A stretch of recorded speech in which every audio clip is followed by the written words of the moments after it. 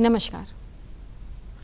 Lockdown के बाद औद्योगिक गतिविधियों को बढ़ाने के लिए और सरकार द्वारा दी जा रही सुविधाओं के बारे में जानकारी देने के लिए एवं बातचीत करने के लिए आज हमने अपने कार्यक्रम में आमंत्रित किया है वाराणसी के उपायुक्त उद्योग वीरेंद्र कुमार जी को। वीरेंद्र कुमार जी, आपका हमारे आज के इस कार्यक्रम में बहुत बहुत स्वागत है। नमस्कार सर। सर, हम सबसे पहले यही जानना चाहेंगे जो आत्मनिर्भर भारत के तहत कौन कौन सी योजनाएं आपके उसमें चलाई जा रही है?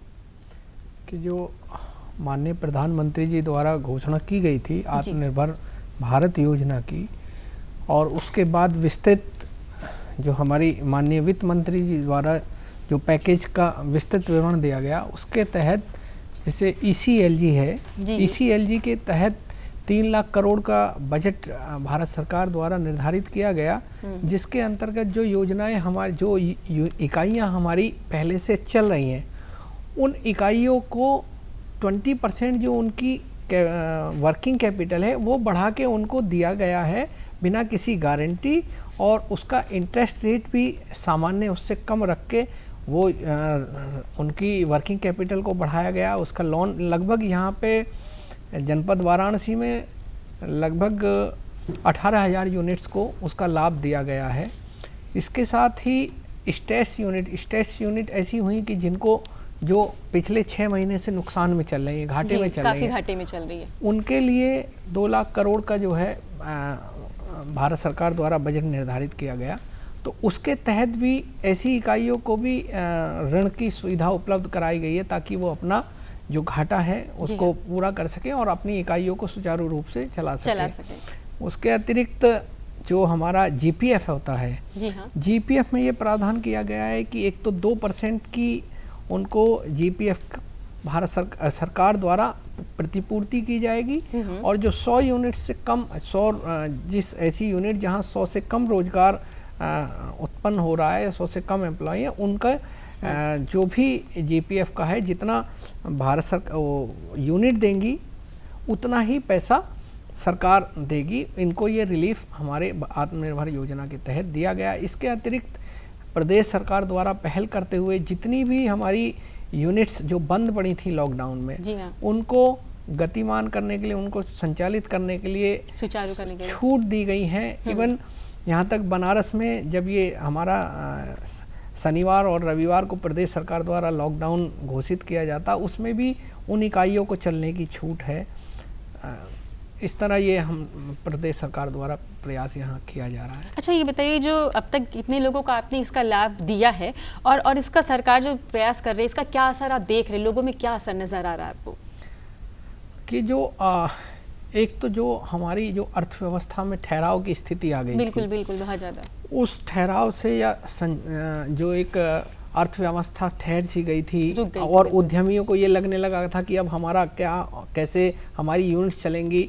उसमें जो काम करने वाले एम्प्लॉय हैं, जो हमारे वर्कर्स हैं, उनको एक जहाँ ये लगने लगा था कि अपनी भविष्य में हमारा कैसे लालन पालन होगा, तो आगे कैसे चलेगा, जीवन यापन होगा, उनमें एक आशा का संचार जागृत हुई है। वो अपना काम कर रहे हैं, उम्मीदों के अलावा अब जब इकाइयाँ चलने लगी हैं तो अर्थव्यवस्था ने भी गति पकड़ी है।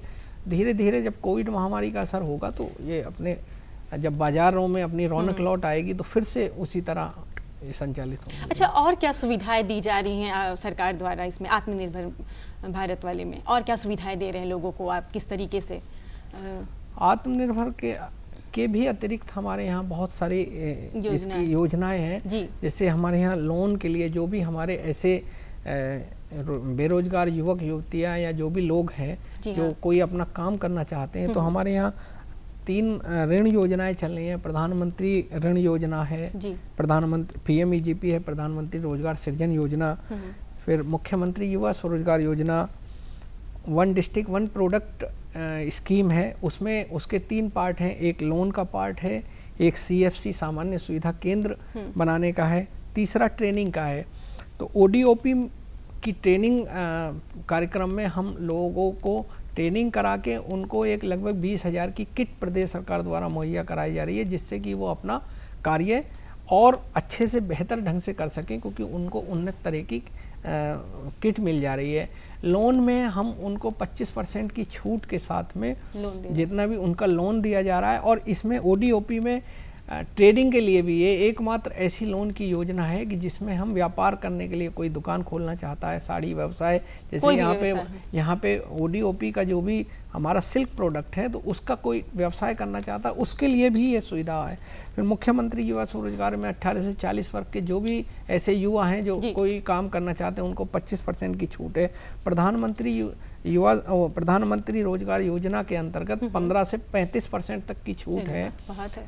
तो ये इस तरह की योजना। फिर औद्योगिक हमारी छूट्स हैं कुछ, जैसे कोई नई यूनिट लगाते हैं तो उसको स्टैंप ड्यूटी में एग्जम्पशन है, उसको इंटरेस्ट सब्सिडी है, कोई लोन लेते तो उस लोन में छूट में आप क्या कोई समय सीमा भी रखें क्या, कि मतलब कब तक भी उन लोगों को लौटाना है, ऐसा भी कुछ है कि आपने दे दिया और फिर उसके बाद 3 से 5 वो जो उनका पीरियड होता है 3 से 7 साल तक लौटाना होता है। 2 साल बाद प्रधानमंत्री रोजगार योजना में 3 साल बाद, और दोनों योजनाओं में 2 साल बाद जो हमारी छूट दी जाएगी वो उनके अकाउंट में एडजस्ट हो जाती है। 2 साल यूनिट चलने के बाद। अच्छा, जो लोन के लिए पात्रता है वो कैसे लोगों को आप लोन दे रहे हैं, इसमें किस तरीके के युवा हो? कोई भी जो भी उनके पूरे करता है, जैसे मुख्यमंत्री युवा स्वरोजगार में 18 से 40 वर्ष और हाई स्कूल पास हो। उसके अतिरिक्त प्रधानमंत्री रोजगार योजना या ODOP योजना में 18 साल से ऊपर का कोई भी व्यक्ति उसका पात्र है कि वो जनपद का निवासी हो और जो भी काम करने का इच्छुक सभी उसमें। अच्छा। इसमें एक चीज़ और की है प्रदेश सरकार ने कि अभी तक ये मैनुअली फॉर्म भरे जाते थे, आके हार्ड कॉपी देनी होती थी। अब यहाँ माननीय मुख्यमंत्री जी की प्रेरणा से ये ऑनलाइन हो गए हैं कि आप पोर्टल पे ऑनलाइन फॉर्म भरें और आपके हम ऑनलाइन ही अब इंटरव्यू के लिए भी नहीं बुलाते हैं, सीधे ऑनलाइन बैंकों को प्रेषण कर देते हैं। अच्छा, तो ये ऑनलाइन सुविधा दी जाती है। अच्छा बताइए, कोई युवा अगर बिल्कुल नया हो और वो आना चाहता हो, उसके लिए क्या प्रावधान है? उसके लिए प्रावधान अब देखिए, जैसे आज का युवा टेक सेवी है, मोबाइल और नेट पे बहुत ज़्यादा समय अपना जो देता है, तो जब ऑनलाइन ये पोर्टल खुलने की वजह से और उस पर सारी सामग्री होने की उपलब्ध होने की वजह से उसको यह आसानी है कि वो जब चाहे योजना के बारे में जानकारी कर लेगा, उसके अलावा फॉर्म भर देगा, तो उसको कहीं आने की ज़रूरत नहीं है। इसमें तो युवाओं के लिए बड़ा अच्छा अवसर है और मेरा तो आह्वान है कि जो भी ऐसे हमारे बनारस के युवा साथी जो भी कुछ करना चाहते हैं उनका स्वागत है, वो ऑनलाइन उसका पोर्टल का लाभ उठाएं। कोई उम्र वगैरह की शर्तें नहीं हैं?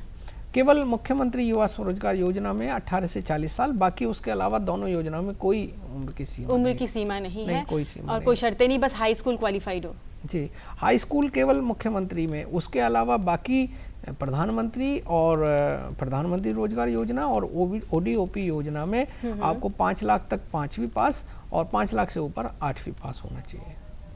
जी। अच्छा, तो आप हमारे यहाँ पे आए और हमारे तमाम दर्शकों को जो आत्मनिर्भर भारत के तहत इतनी सारी योजनाएं चल रही हैं और हमारे युवा वर्ग के लोग कैसे उसका लाभ उठा सकते हैं, इस बारे में इतनी विस्तृत जानकारी दी दर्शकों को, जिसके लिए आपका बहुत बहुत धन्यवाद।